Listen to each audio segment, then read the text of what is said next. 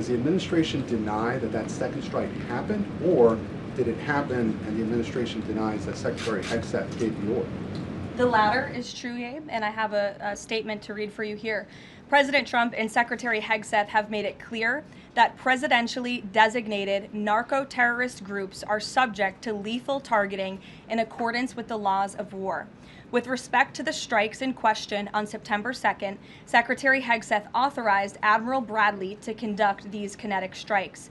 Admiral Bradley worked well within his authority and the law, directing the engagement to ensure the boat was destroyed and the threat to the United States of America was eliminated. To clarify, Admiral Bradley was the one who gave that order for a second strike. And he was well within his authority to do so. Did Admiral Bradley order that second strike because there were still survivors after the initial strike? Again, as I read for you, Admiral Bradley worked well within his authority and the law. He directed the engagement to ensure the boat was destroyed and the threat of narco-terrorists to the United States was completely eliminated. So was the initial order from Secretary Hegseth, everyone be killed, and did that come from President Trump? I saw that quoted in a Washington Post story. I would reject that the Secretary of War ever said that. However, the president has made it quite clear that if narco-terrorists, again, are trafficking illegal drugs towards the United States, he has the authority to kill them, and that's what this administration is doing.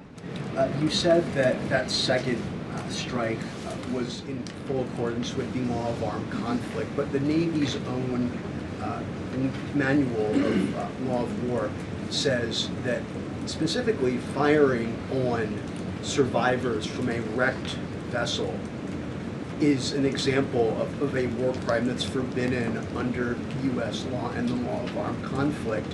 So was that second strike in following law of armed conflict in that second operation? Again, Andrew, I would reiterate to you the strike was conducted in international waters and in accordance with the law of armed conflict. Why won't the administration either confirm or deny or reveal whether or not there were survivors after that initial first strike?